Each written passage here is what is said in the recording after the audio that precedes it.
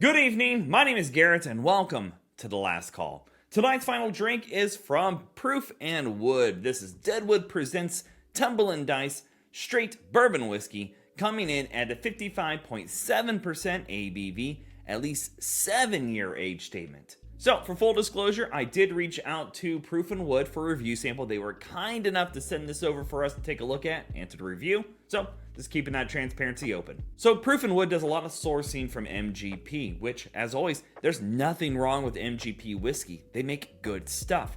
The thing we love seeing is what Proof and Wood is doing, which is being very transparent. So, a couple things we know on Tumblin Dice is that not only is it a single barrel proof option, it's at least 7 years old, but they also tell us they're using the high rye mash bill for a bourbon, which entails on the back 36% rye, 60% corn, and 4% barley. So I'm really excited to get into something like this because while I've had MGP whiskey, I don't think I've had anything up into 7 years and being single barrel proof.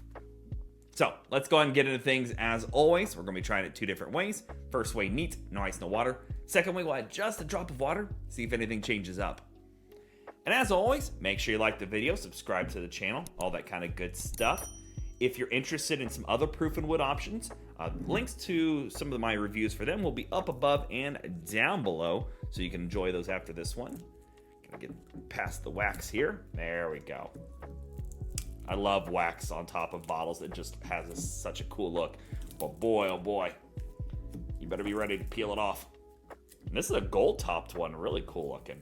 But I've done a few things. Actually, I'm a big fan of the one of their ryes, the Roulette Rye. For its price and offerings, the Roulette Rye is a knock out of the park bottle. It was a beautiful sipping rye whiskey.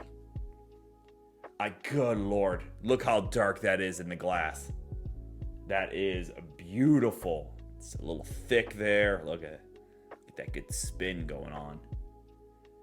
All right, let's go for notes. Oh, that is just gorgeous. Beautiful spice layers going on. A little bit of apple sweetness in there. That corn sweetness is beautiful. Baking spices are kind of evolving here, getting a little cinnamon and clove. A little bit of nutmeg going on. There's a nice solid caramel layer going on. Bit of barrel char, oakiness. No ABV, nothing harsh on the nose. I'll tell you that much. But a little sweet, definitely. You get the corn on there. Nice solid corn note. But that smells like a beautiful picked option from MGP. Now I'm getting a little bit of a brown sugar and a nice, rich, fresh cherry. And one thing, as I'm letting this air out, I noticed the dice on the front. I did a little quick bit of research. This associates to the age statement on the bottle from what I can tell. It's little things like that I love, because I looked at the dice, I'm like, it says it's 7 on the dice. So I Googled another bottle of it, and I think those dice associate to the age statements, which is a real cool touch. I love that. All right, let's go for a taste.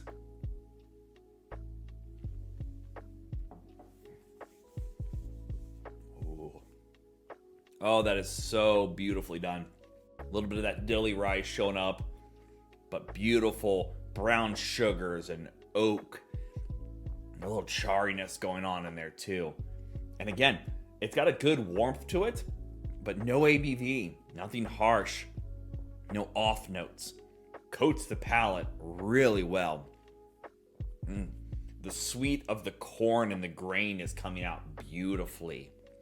That is a nice bourbon.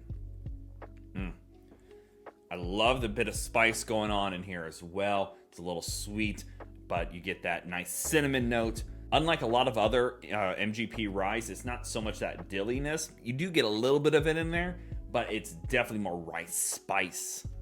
Oh, that's beautiful.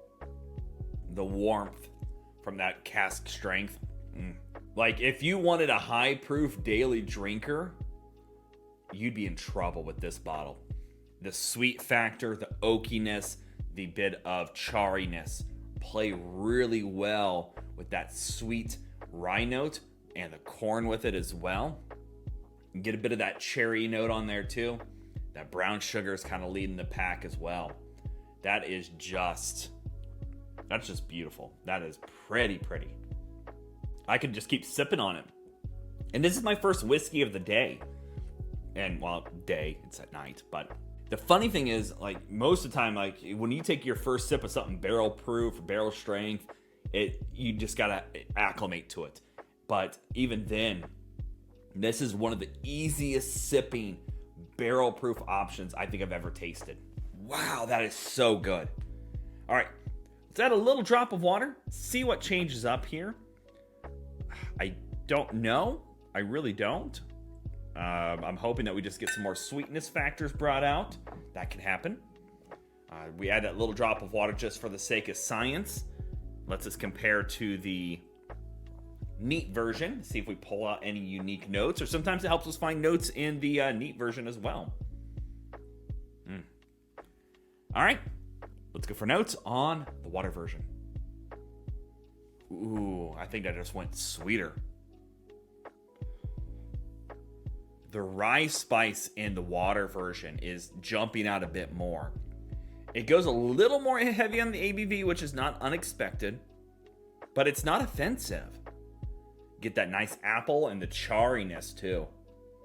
Oh, but that is beautifully sweet apples and cherries now.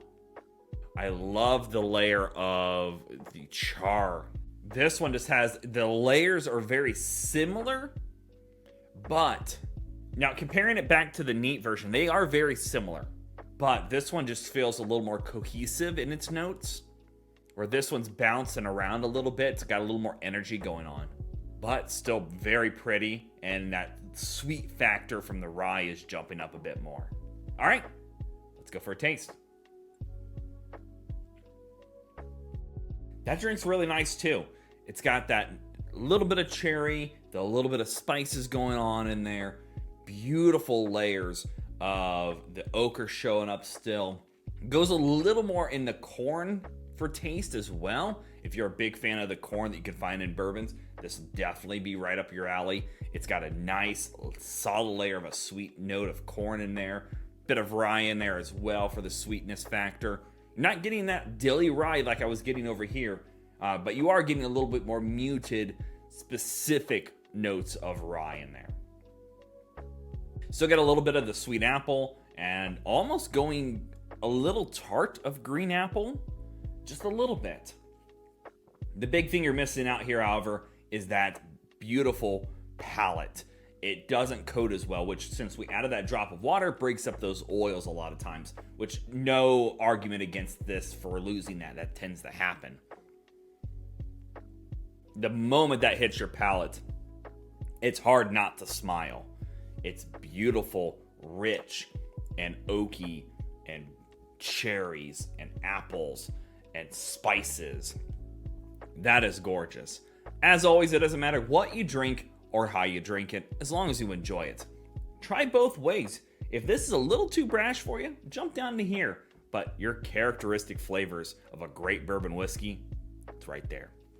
All right, let's talk about market price, because we all know market price is market price, and it's always going to vary. So, looking around online, you can pick this up for between about $60 to $65 in most areas. And to be honest, that's a hard thing to argue with. A 7-year age statement, single barrel proof for $65. I don't know where you're going to find that at. I mean, the closest thing I can think of that is in a similar wheelhouse with those age statements is like a store pick of Elijah Craig, which I have some, and they're great bottles. They're single barrel proofs, and they're like 8-year age statement, but they want like almost $80 to $90 for those, sometimes up to $100 for one of their store picks. Beans that this is bringing across some great flavors at 7 years old and still can be single barrel proof. This is a great bottle. I have nothing to argue with on that. In today's market, this is a steal. This would be a great daily drinker. If you can go up to this for that, I would recommend it. It's simple in those flavors, but boy, oh boy, does it pack a punch. And it's a beautiful, just an easy going bourbon which gets a big thumbs up for me in my playbook, that's for sure. And again, if you're interested in anything that Proof and Wood is doing or want to learn a little bit more about Deadwood and Tumblin Dice, a link to their website will be down in the description area below. Go show them some love. So yeah, there you have it, folks. Proof and Wood, Deadwood, Tumblin Dice, single barrel, barrel proof, straight bourbon whiskey, 7 years old. That was a lot to say. If you have any questions about the bottle itself, let me know down in the comment section below. I will do my best to answer it. And if you have any specific spirit I should go looking for, also let me know down below. I love doing these reviews and sharing with you the experience at home. And as always, may your last drink of the night be the best one.